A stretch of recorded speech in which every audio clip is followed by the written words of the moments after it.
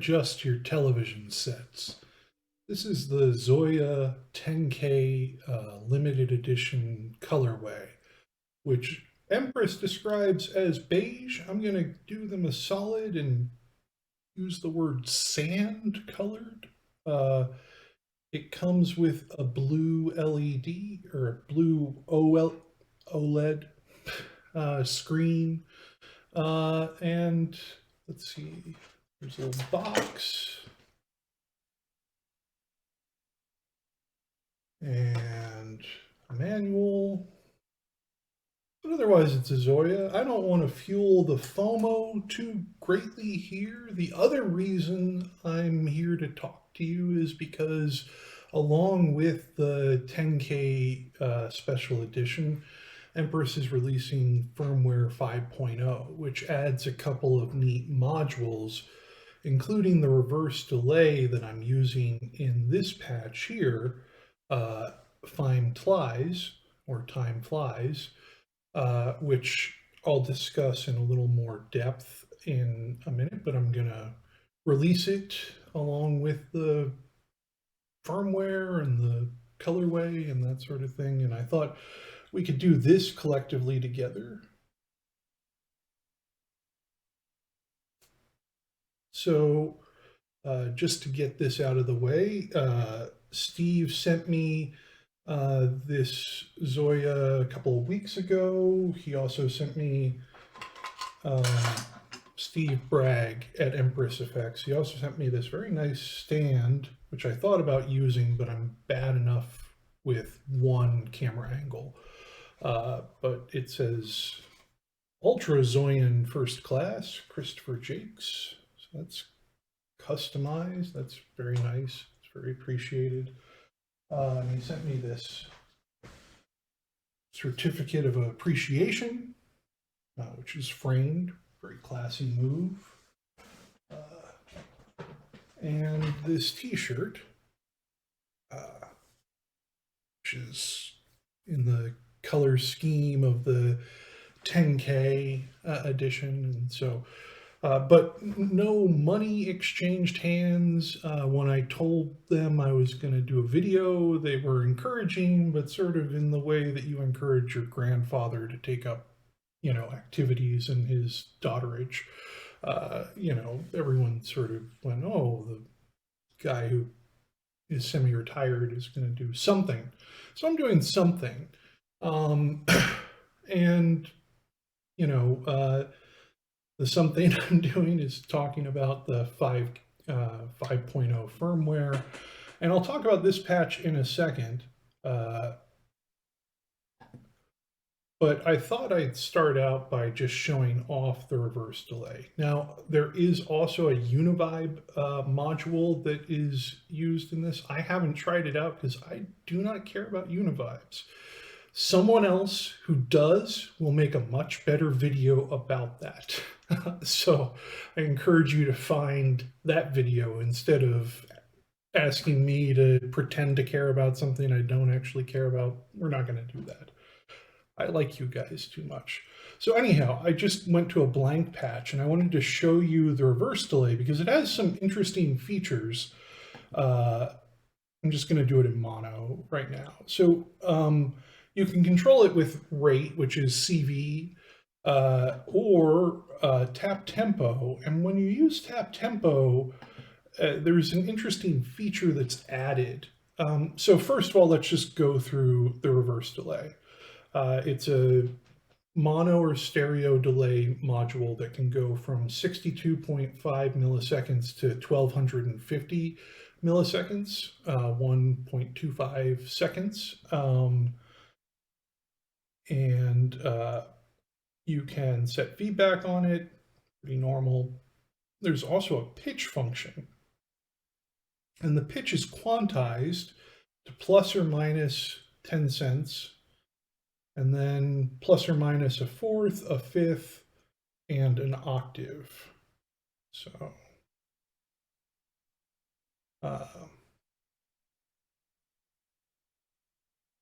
just to give you an idea of what it can do. And then there's also this really interesting thing. When you add the tap tempo, there's a tap tempo input. If that was a button, it would show something different, but it's not. But, you know, imagine I was tapping this. You also get this tap ratio, which is something that you find in the delay modules, but it's in a feature that's buried. And what you'll find out in the patch I'm going to show you is that this is a pretty interesting element to apply CV to modulate, because you can get sort of granular, chopped up sort of delay line tones from that. And then there's a mix control. I have a couple of things that I'm just going to say. I think it's a fun module, and I think it makes accessible a lot of the techniques with loopers and granular modules that you know, required a higher level of sophistication to get into if you wanted to play with reverse delays and that sort of thing, or pitch delays in Zoya.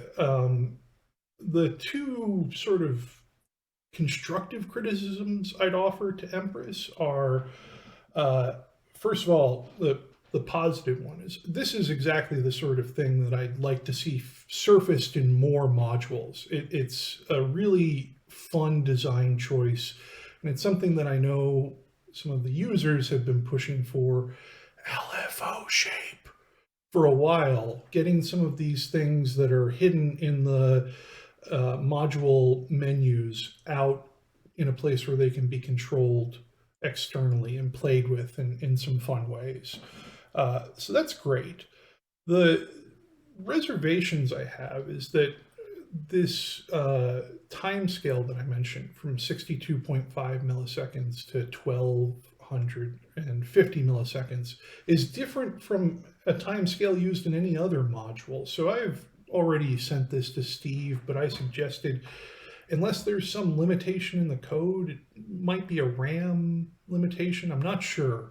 But if there's a way to get it up to 2 seconds, like the regular delay with mod and the ping pong delay, that would be really nice, just because the proliferation of standards in Zoya is, you know, if I had hair left, I'd be pulling it out. The other reservation I have is, while this quantization of the pitch is nice, it makes it easy to dial things in. Again, every other module uses this 0.1 value per octave standard, and there's two advantages of that. One is standardization. It just makes it easier to predict how a module is going to respond. It makes it easier to plug this module into new places that use pitch already. But the other one is that if I'm remotely controlling this, you'll see in the patch that I'm going to demonstrate, it's really kind of impossible to tell where I am other than by ear. Now, I could create an external radio button setup, but that's a lot of work for that. And again, there's already a well-established standard for pitch in Zoya, and I love it if this module used that. And then the final suggestion I have is just chopping the reverse part off the front of it and making it a pitch delay that can do reverse, where reverse is toggleable. Because again, the way that people are doing pitch delays now involves loopers and granular modules, and it just gets complicated. So this, you know, if this module was just a pitch delay that could also reverse, if that was another surfaced feature, like on the looper, where you could toggle it one way or the other, that would be, I think, a really great addition to this module. But it's a lot of fun already, and I'm going to jump into the patch that I made. Now, one thing to keep in mind about 5.0 is that it is beta firmware. And I say that because as I was booting this up to demonstrate it today, I noticed that, hold on, all of my page names have been deleted. The patch seems to be operating as expected, but that was weird. And so again, if you're downloading this firmware and expecting it to function flawlessly, I had some sort of crashes and some other stuff. It seems pretty stable. I don't want to scare anyone off, but I do want people to be aware that there will probably be a bug fix firmware, which might be a nice place to put those changes to the reverse delay I mentioned in. But just keep in mind you'll probably encounter some issues as they work out those bugs. But anyhow, I wanted to talk about this patch that I wrote for this release, this 5.0 release, this 10K release, which is called Fime Tlies. And what it is essentially it's two delays. One is a forward delay and one is a reverse delay, and you can mix between them. And there's some interesting sort of novel modulators that I added to allow you to automate that. So just going through it real quickly, the time is set by tap tempo, or you can use this button up here, or it will accept MIDI. So that's how you set the time, and then this is the feedback for both of the signal paths. And then the forward delay is pretty, like, you can't mess around with pitch. It's moving forward. It's not super interesting, but I wanted to add some element to make it more interesting. So you can apply an aliaser to it. So you can get sort of a sample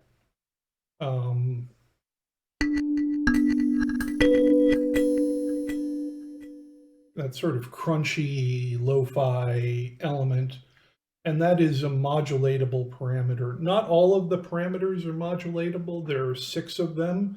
I think I chose ones that are fun to play with, so you can play with modulating the sample frequency. And then on the reverse side, we can change the pitch. And like I said before, I can move this around, but I don't really know where I am until I hear something. I mean, I know at the extremes, I'm at the octaves, and in the middle, I'm at no pitch, but figuring out where +4 and +10 cents and everything begin and end is a little tricky when operating that remotely. And then I've got the tap ratio that you can, again, these are modulatable. So the general layout is that across the top are controls for the sort of audio signal path. And then on the bottom are controls for the modulators. And between the two is a modulation bus for many of the controls. So underneath the aliaser, we have this modulation depth that can be positive or negative. And then we can use this button to assign to one of the 3 modulators. So when it's yellow, it's this rhythmic LFO that I'll talk about in a second. When it's green, it's this looping envelope that I'll talk about in a second. And when it's blue, it's this shift register modulator thing that I'll talk about in a second. And then you might not be able to see it, there's a very faint blue here that I just put in so that it was obvious that there was something there, but that just turns off modulation. So that's a nice quick shortcut if you want to kill the modulation, just want to make things a little bit less crazy. Then there is a spread control. So this is an interesting aspect of the stereo-ness of the patch, is that you can use the spread control. It's kind of a panning control, but it spreads out the 2 voices to either side. So the reverse would be on one side and the forward would be on the other. But you can also, it's a bipolar control, so you can flip that. And of course, when you modulate that, you get these sort of panning, stereoscopic things going on that are really sort of the motivation for me to do this modulation nonsense. There's some fun stereo things that we can do. The next control is the delay mix, the mix between the 2 delays. So you can control that. And then we have the dry level, and that's just a fun Easter egg that I didn't mean to click on, but hopefully someone discovers it. That's the first of them. And then we have the wet level, which can also be modulated. Because I thought it would be kind of nice to have this come in and out behind your plane. Modulating the dry level is fun for tremolo kind of effects, but it's just sort of, I only have so many parameters that I can control because of CPU. So anyhow, those are the parameters and what can be controlled, and these are the ways to control them. So I'm calling this a rhythmic LFO. We've got this control called spacing, and if we look at the output here, I'll talk about the output in a second. If we increase the spacing, we start getting every other, an LFO every other time. And as we increase that even more, they'll be spaced out. That's still just every other time. They'll be spaced out even more. This goes up to a rest of 8 beats between each example. There's also an inverse option, which allows you, instead of picking when the modulation occurs, it's when the rest occurs. So this instead will be 8 beats of modulation and then a rest. So that's just a way to like add some interesting rhythmic variety to an LFO. As you turn the spacing into the negative, what happens is this becomes a probability control. So this is just at the closest to zero, the probability is highest that the waveform will pass through, and as you go lower, it's less high. Then we have a shape control. Right now I have it set on random. This isn't like a mix or anything like that. They're just 4 different shapes. So there's a triangle as well. There's a square. And I ran out of CPU to do a fun button to pick between them, but you can tell which one is which when you get to them. They're pretty easy to distinguish. And then the last one is a ramp or sawtooth, depending on which way the modulation goes. So the next one is a looping envelope. And I like looping envelopes because they can be sawtooths, they can be ramps, they can be triangles, just depending on where the symmetry is set.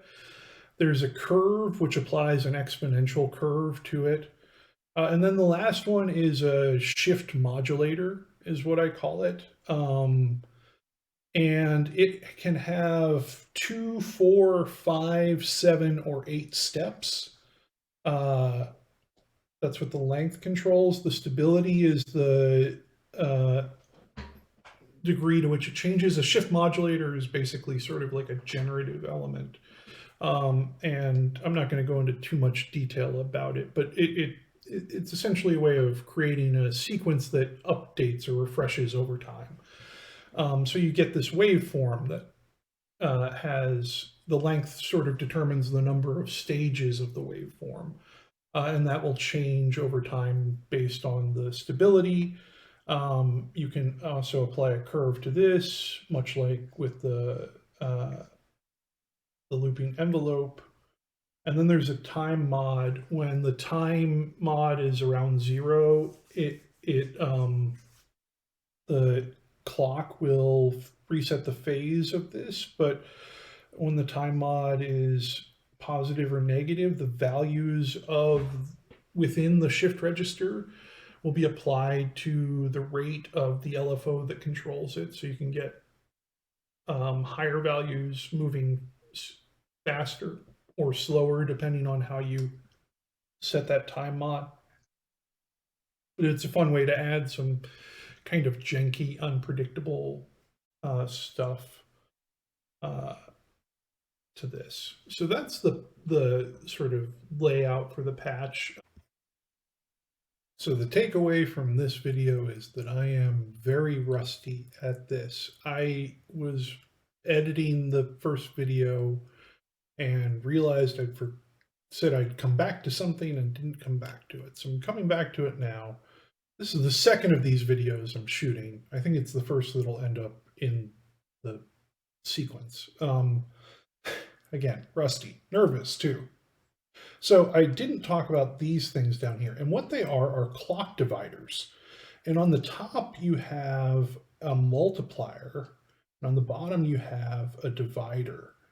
And so basically, you can sort of, I was trying to think of like, what's the easiest way to dial in clock divisions without using like a bunch of, like it's hard to do because you want to be able to select 1/4, whatever.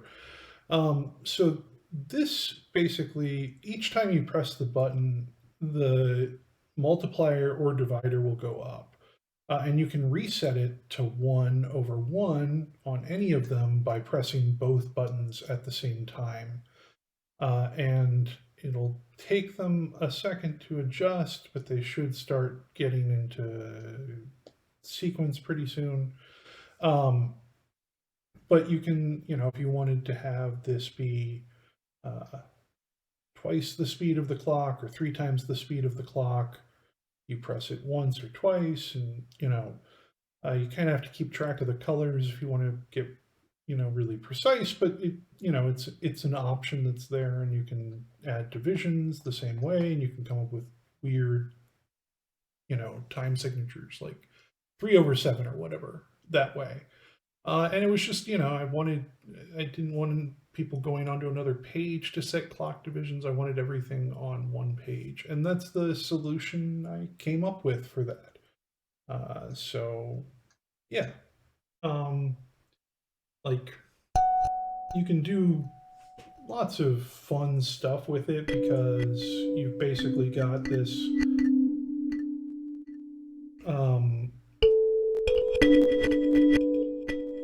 set of just neat things to modulate.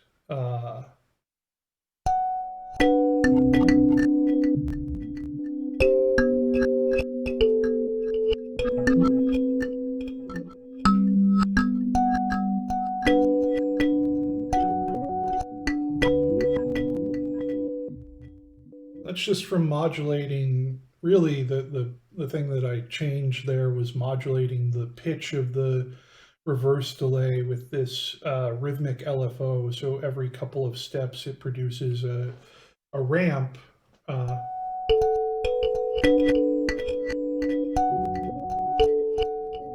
But the effect of that is kind of this arpeggio that occurs in the background. So that's Fime Tlies. It's, I think, a fun patch. I think people will do other really fun things with the reverse delay. This is just my little contribution, and I thought with the modulation, it'd be a fun way to explore some ways of playing with the reverse delay and, coming up with neat textures and that sort of thing.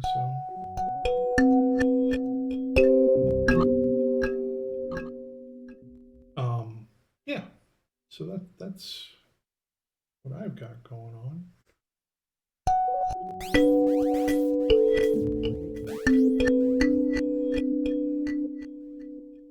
So I meant to talk about this earlier, but I forgot to. I think I got distracted when I saw the page numbers or page names gone because it makes navigating the patch harder. I am going to upload this patch, but hopefully when they figure out what's causing the pages to be disappeared, I will re-upload it with the named pages. I'm not going to go through, my normal brain sequence would be to go through and rename all the pages and then see them disappear again, and then rename all the pages and see them disappear again, and then say maybe I should stop, but I'm going to stop here. The thing I wanted to talk about is that this patch, so I showed when I was talking about the reverse delay that it only goes up to 1250 milliseconds. I didn't show that, I said that, but that's true. You can take my word for it, or you can download the firmware and check it out yourself if you don't feel comfortable doing that. But I wanted a delay that was a little bit longer than that. And so I came up with this idea to create kind of an overrun. If I can find the section. So here's the reverse delay. And what happens is on the next page, I figured out what the value of time would be for 1250 milliseconds in a 4-second delay. And then basically what happens is when you tap in a tempo, if that tempo is above 1250 milliseconds, there's a tap to CV somewhere in here. Maybe it's on another page. There's a tap to CV converter here. When you go over 1250 milliseconds, what it'll do is it'll subtract that value that corresponds to 1200 milliseconds and then add the difference to these delay lines. And so the reverse delay doesn't get any longer, but the reversed events kind of arrive at the right time for longer delay times. And I thought I'd just mention that as something neat and maybe an option for people who want to do reverse delays but want longer delay lines. You can always add delays after or before, doesn't really matter, the module to sort of extend that. The limitation with the 1250 milliseconds is that's the buffer that it records. So anything longer than that will end up being in different buffers and kind of sound chopped up. But the flip side is that you get sort of the right kind of timing for longer delays using this approach. So I thought I'd mention that just so if anyone's wondering. You can use this delay, you can tap up to 4 seconds. Anything longer than that, I don't know why you're tapping it. Oh, I was going to do something fun. So I have this, I'm done with the part of the video where I do useful stuff. I was probably done with that a while ago. Well, I was going to add reverb, just, because reverb's nice. This is a cheat. This is coming from a Universal Audio Golden. But in preparing that, so a couple of months ago, I bought this far field from DIY Synths and Sounds on Etsy. A maker named Sid Rocket makes these. I have a couple of their other products. They're really cheap, affordable, fun, weird electronics. But this is sort of an electromagnetic pickup. So it uses these inductors here to pick up electromagnetic fields. And I was just, I didn't have my phone with me and I was trying to test out this patch and I did have this nearby. So I just picked it up and plugged it in. So I'm going to cut out the part where I just created a lot of noise as I changed wires. But so this is a little electromagnetic pickup. And I just thought I'd let you hear what it sounds like when the Zoya plays itself.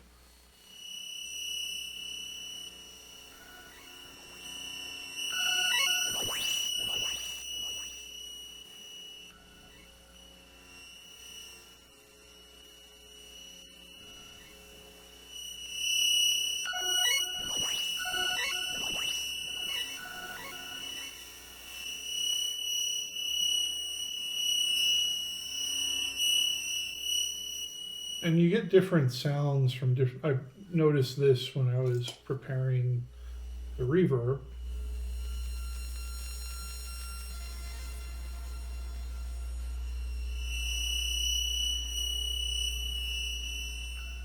Here's what the camera sounds like. It's crazy.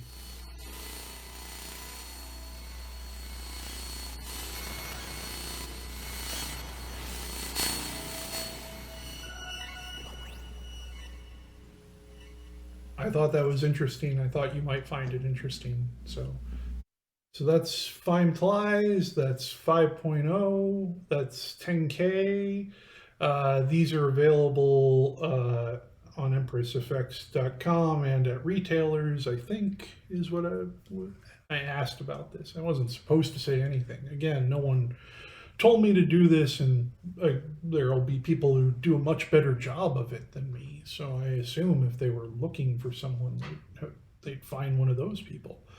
Um, so yeah, this is, my opinion. Again, my opinion is I think it looks really nice. It reminds me of a computer I played spelling games on in West Texas in the late 1980s in computer lab, which I think is very intentional, sort of Commodore Tandy early computing vibes, that tan, beige, sand enclosure thing.